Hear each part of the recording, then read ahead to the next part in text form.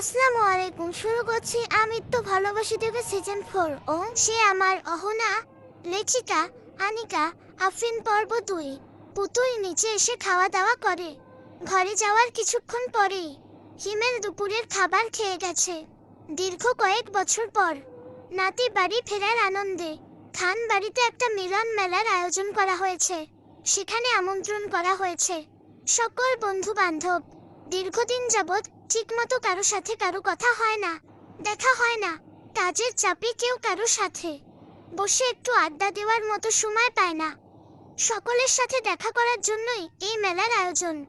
বিকেল গড়াতে গড়াতে সকলেই উপস্থিত হলো খান বাড়িতে।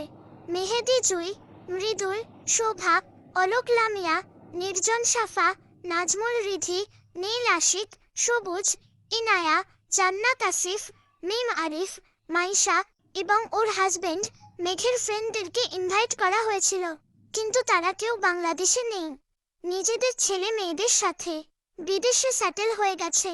পুতুল নিজের ঘরে বসে ফোন চাপছিল। ড্রয়িং রুমে এত হইচই দেখে নিচে চলে আসলো। নিচে আসতেই দেখলো অনেক মানুষের আনাগোনা। ড্রয়িং রুমের সুপার এক কোণে জুবাইয়াকে বসে থাকে দেখে ছুটে গেল জুবাইয়ের কাছে। ও বেস্টি, তুমি কখন এলে? জুবাইয়া জুইয়ের মেয়ে। পুতুল এবং জুবাইয়া দুজনে একই বয়সী, একই কলেজে একসাথে পড়ে। দেখতে দেখতে সন্ধ্যা নেমে এসেছে। ত্রিধা সকল বন্ধুদেরকে নিয়ে চায়ের আড্ডা বসিয়েছে। দীর্ঘ কত বছর পর দেখা, বন্ধুদের মাঝে কথা যেন ফুরাচ্ছেই না। জুবাইয়া বড়দের মাঝে না থেকে পুতুলের সাথে পুতুলের রুমে চলে এসেছে। রিফাত একটু বাহিরে গিয়েছিল, মাত্র ফিরেছে। পুতুলের পছন্দের আলুর সিঙ্গারা নিয়ে এসেছে, তাই বাড়িতে ফিরে আগে পুতুলের খোঁজ করল। মামনি, পুতুল কোথায়? ত্রিধা বন্ধুদের সাথে কথা বলার ফাঁকে জবাব দিল, নিজের ঘরে আছে নিশ্চয়ই। রিফাত আর কথা না বাড়িয়ে পা বাড়ালো পুতুলের ঘরের দিকে। ঘরের দরজাটা চাপিয়ে দেওয়া, বোনের ঘর, তাই আর নক করার প্রয়োজন মনে করল না। হুট করেই ঢুকে পড়ল পুতুলের বিছানার উপর। একটা মেয়ে, লম্বা ঘন গাঢ় কালো চুল ছেড়ে দিয়ে দু পা তুলে বসে আছে। চুলগুলো প্রায় ফ্লোর ছুঁই ছুঁই। পরনে একটা সোনালি রঙের থ্রি পিস। গায়ের রং উজ্জ্বল ফর্সা, কিন্তু মেয়েটার মুখ দেখা যাচ্ছে না।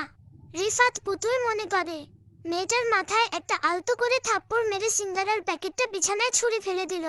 এই নাও পুটির মা, তোমার পছন্দের সিঙ্গারা নিয়ে এসেছি। জুবাইয়া কপালে ভাঁজ ফেলে প্রশ্নবোধক দৃষ্টিতে তাকায়। রিফাত মেয়েটাকে দেখে থতমত খেয়ে যায়।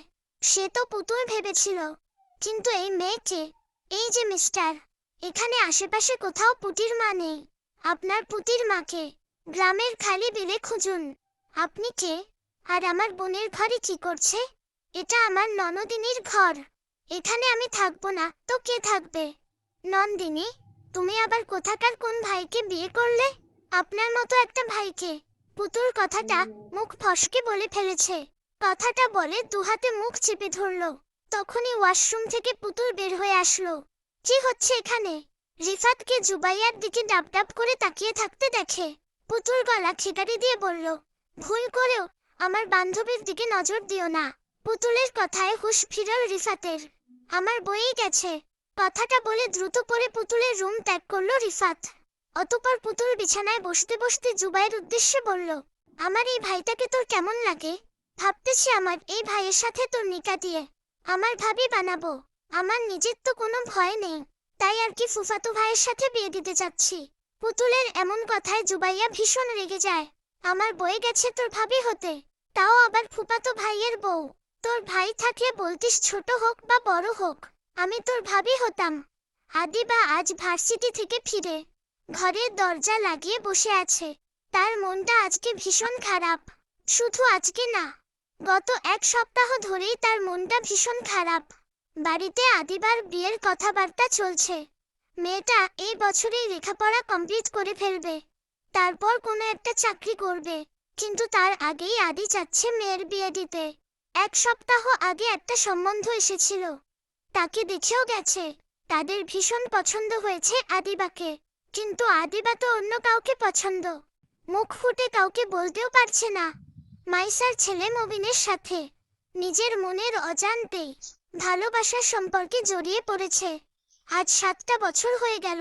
তারা একে অপরকে ভীষণভাবে ভালোবাসে।